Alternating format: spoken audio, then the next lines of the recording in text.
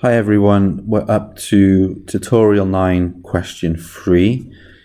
We are verifying that some function which depends on x and t satisfies this differential equation, some partial differential equation, and we need to determine see if the function f of x sub t, which is just the same as some two-variable function, is a probability density function for some fixed t. Okay, so really we have something one-dimensional here. This is 1D because t is fixed, and the value of t, the fixed value of t, is used in the 2D version. Okay, so let's get stuck in, and I'm sure things will just drop out for us. So we need to firstly compute the derivative with respect to t. Okay, so if I go to my PDF, I can see there's a t in there, there's a t in there. So we're going to have to use the product rule for this one. So using the product rule, so the product rule for differentiation, if we differentiate f with respect to t, this is partial differentiation. Okay, let's go through the steps. So if we differentiate the first factor, okay, I can do this in my head,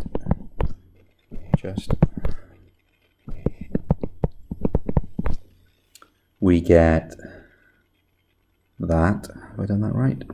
So power half. Yeah, so minus half, go down, minus 3 over 2, that goes under. Yeah. So that's the derivative of this. Okay, next I'm going to keep this one the same. So that's the second factor plus first factor times the derivative of the second factor. Okay, so now I need to differentiate e to the power minus x squared over 4t with respect to t. So if I differentiate that power, I get so minus 1, t to the minus 1. So the minus 1 comes down to a plus. Minus 2, which I'm going to put underneath, is t squared, and this one stays where it is.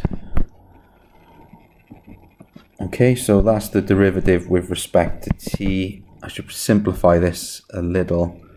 I can see that there's definitely an e to the power minus x squared over 4t, so I'm going to take that out as a factor. There's a c in both terms, so I'm going to bring this out, and the smallest power of t, so I'm looking at these now, the smallest power is 1/2, so I'm going to take that out as a factor. I'm sure there are other ways you could do it, this is just what I'm doing.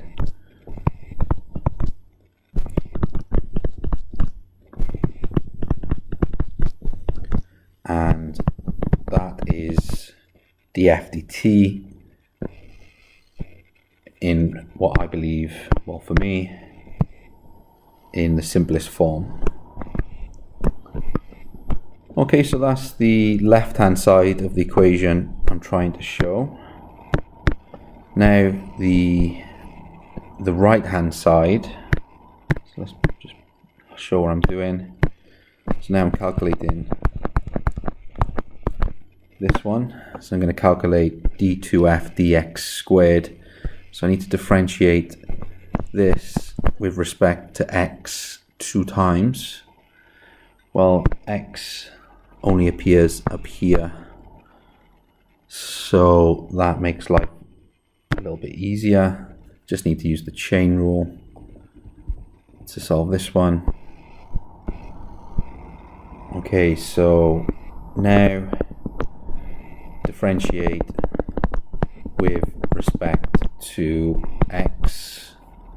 So we have df dx is equal to, okay, so I just differentiate the power and bring it down.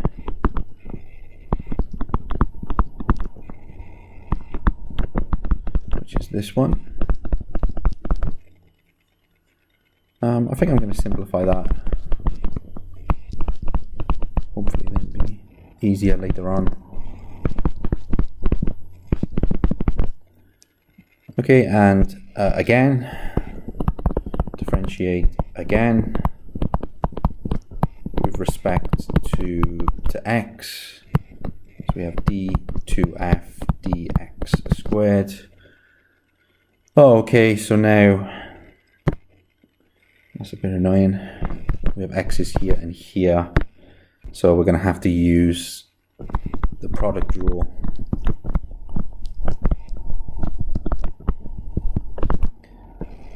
Okay, so product rule. Let's differentiate the first factor. So the minus x goes to minus 1. Everything else is a constant. The second term stays as it is. And the first factor stays as it is. And we differentiate the second factor. So we differentiate the power and bring it down. And keep the e with power on it. Okay, so we're almost there. Now I need to show that this is the same as that equation in the blue box. So I guess it makes sense to factorize the same common terms. So I'm going to factorize exactly what we see here, and hopefully what's left over appears here, and I'm done. Subject to no mistakes at this point. We're soon going to find that out. So let's do it. Oops. So e to that power over this. I'll open up some brackets, give myself some room. Right, let's see what we get. We have from the first term minus 1 on top over 2, and then we need one more t, so the power becomes 3 over 2. Is that good news? Yeah, that's good news. And in the second term, we need minus x multiplied to minus x plus x squared. And on the bottom, we need 2 times 2, which is the 4. And if we figure out those t's, take off a half, that gives us t squared. So that is d2f dx squared. Just going to put that into a box. That's my final calculation. And if we just double check that, x squared over 4t, brilliant, x squared over 4t. And that is the complete verification that this equation is true. Brilliant. Okay, so I've checked that. I don't think I'm going to split the video. I think I'm just going to continue. Okay, so next we need to find the value of c so that this function up here is a probability density function. So this is similar to the last question, or the one before last. No, the last question, when we were integrating x squared over 9 over 0 to some number. We had to show that the total area was 1. Well, same question, just more complicated function. So let's jump straight in to the integration. Okay, so let's build an answer. So since f is a as a PDF, we need the total area between minus infinity and infinity to be equal to 1.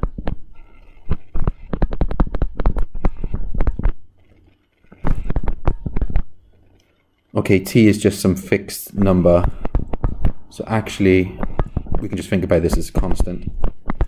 We need to check whether this function integrates to 1. Well, we're saying it does integrate to 1. We're saying what is the value of c so that it does actually integrate to 1. If we take a look at the question, there's a hint. I think we definitely need a hint at this point. So we're told, let me just highlight it. We're told this equation is true. So if we integrate e with a minus x squared over 2, then we know the result is root 2 pi. So in our example, we want the power to be minus x squared over 2. So, is it a plus or a minus? I can't remember. Minus x squared over 2. So what we want to use a substitution. So using the hint,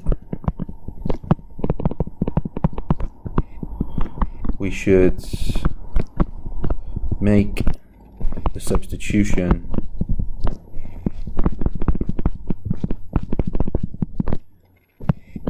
z, which is going to be the x in the hint. I can't use x because I already have it in this question. I want to use z equals x divided by the square root of 2t. So why do I want to do that? So I'll just do a side note. What was going through my mind there? If we take the square, we get x squared over 2t, which is exactly what we see here. Okay. So that is why I made that substitution. So if I go through the process of integrating,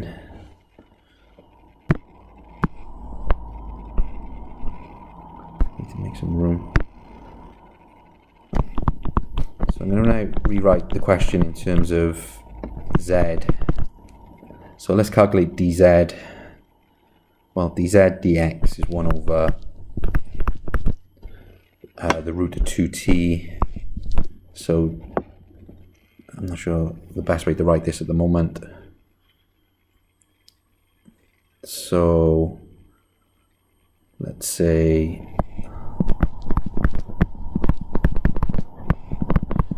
dx, which is what we have, is the square root of 2t multiplied by dz. So that's the first bit. The second bit is putting it all in. So we have 1 over this constant, e to the minus z squared. That was the whole point of this. And dx is now what I just said. This bit is the dx, just substitution from here. Right, the limits, well, we're taking the limit x and we're dividing it by some constant. So these are still between plus and minus infinity. What I'm going to do now is take out all the constants. Okay, so those root t's are going to cancel. I have root 2 divided by c, integrate between plus and minus infinity, e to the minus z squared dz. So the whole point of that substitution was this thing appears. This was using the hint and the construction I made. So this thing actually appears.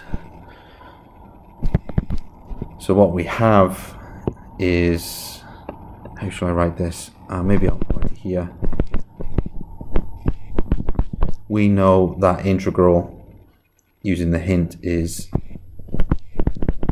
the square root of 2 pi, and this whole thing should be equal to 1. So this implies that c is equal to,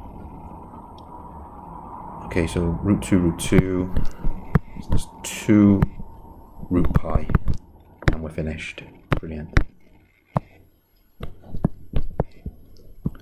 Okay, so there you go. Some quite involved calculus there. Nothing too complex, just a little bit messy in places. We've shown that f is a probability density function provided c is equal to 2 times the square root of pi.